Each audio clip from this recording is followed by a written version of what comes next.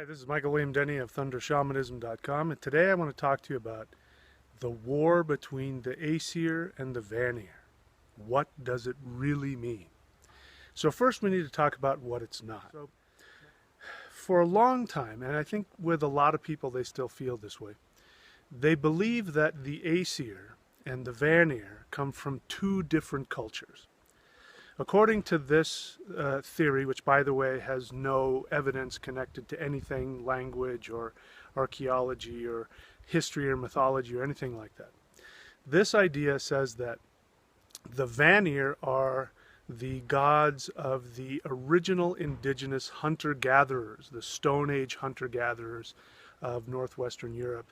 And about 7,000 years ago, the Aryan Indo-European horse warriors came in and swooped in out of nowhere and completely changed their culture and imposed their religion and destroyed their language and all that. And this is what's known as the Aryan invasion theory or the Aryan conquest theory.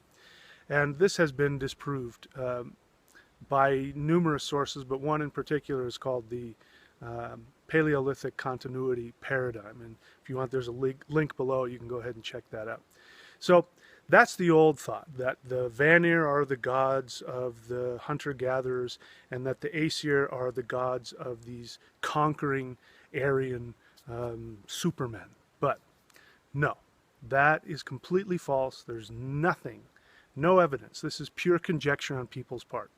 And so let me tell you what it really is. And in order to understand this, as I keep saying, if you really want to understand pre-Christian Germanic tribal shamanism, you have to at least be familiar with Vedic mythology. Because the Vedics are closely related linguistically. In what other ways, I don't know. But at the very least, linguistically, they are very closely related to the pre-Christian Germanic tribes, the Norse, the Anglo-Saxon, the Germanics. And in the Vedic, you have a very clear delineation between what's called the Devas and the Asuras.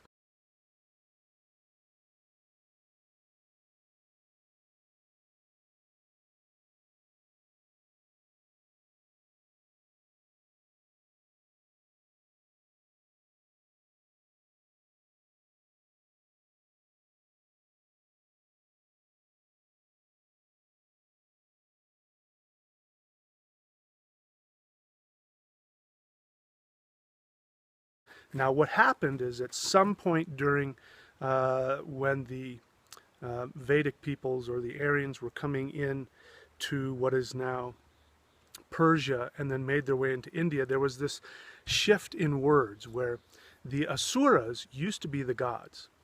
And what happened was then the Asuras became connected to the earthly gods, and they call them demons now, but they don't really mean demons in the sense of negativity. They mean earthly gods, gods connected to passion, to fertility, to other things like that. And so, but originally Asura meant power, it meant deity. And so this is the Aesir. The Aesir are actually the celestial deities, the gods of power. Now in Vedic, the Asuras have become the Devas, and the Vanir, which are actually connected to fertility, to the earth, they have become the Asuras. So in Hindu and Vedic mythology, it's the Asuras and the Devas, whereas in the Germanic tribal mythology, it's the Aesir and the Vanir. Now, Vanir comes from the same root word that we get the word Venus from, because the Anglo-Saxons called them the Wanes, and that is exactly how you pronounce the word Venus in Latin. It's Venus. And so the goddess Venus is really Freya, the goddess of fertility, the goddess of love, the goddess physical love, erotic love, romantic love, the goddess of arts and beauty and all that kind of stuff. This is where we get the goddess Venus from. It means the Wanes. So the Wanes are a class of all of these gods that are connected to the earth. Now, they're called the elder gods. And so this, again, was evidence for some of this old idea that, oh, these are the older gods, the gods of the original, Paleolithic people of Europe. Well, that's not what that means. because the Aesir are the celestial deities, and the celestial deities live in this timeless perfection, which is why the gods on, whether it's Mount Olympus or whether it's in Asgard, the gods are looking for perfection.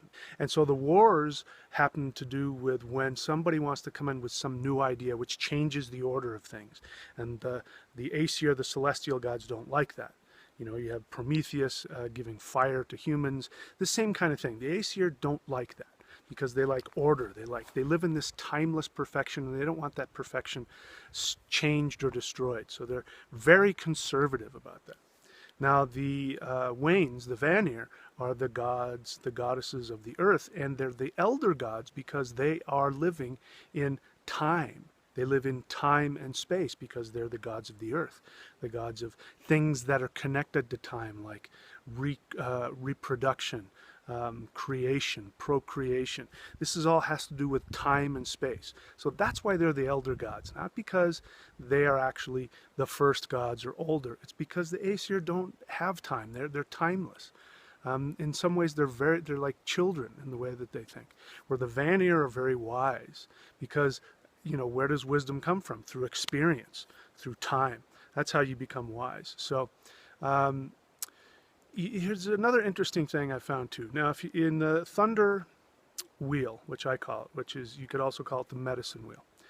In terms of the directions, the Aesir are in the northeast, so they're more associated with the eastern direction.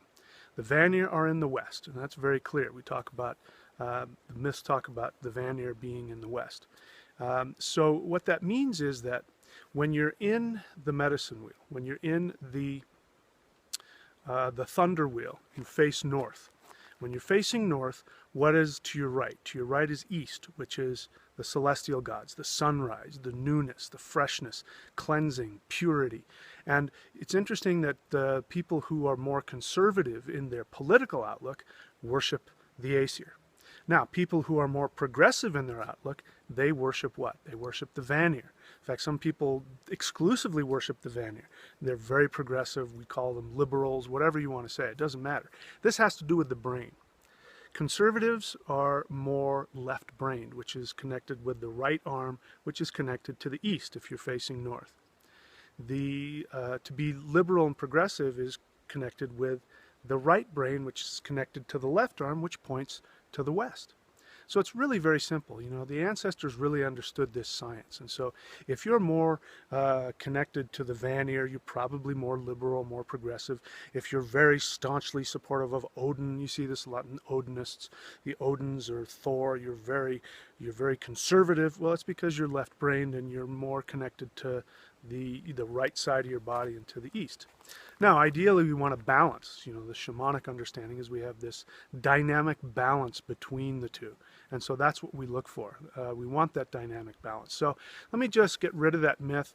The Vanir are not connected to some previous culture, and the Aesir are not connected to some conquering warrior culture.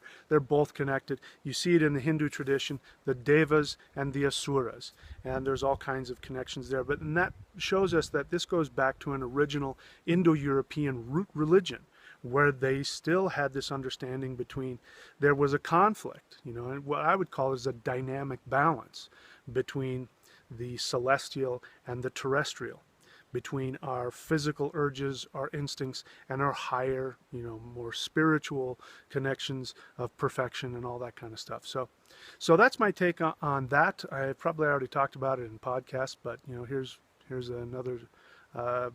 another look at the same thing when it comes to the Aesir and the Vanir. So if you're interested, I would suggest, if you want to learn more about this, get my book, Mounting Sleipnir. I talk about the connections to the Vedic culture and the Germanic culture, and how the language and the names of the gods are actually the same, and how it points back to an original religion that even goes all the way back to the first humans who came into the northern hemisphere.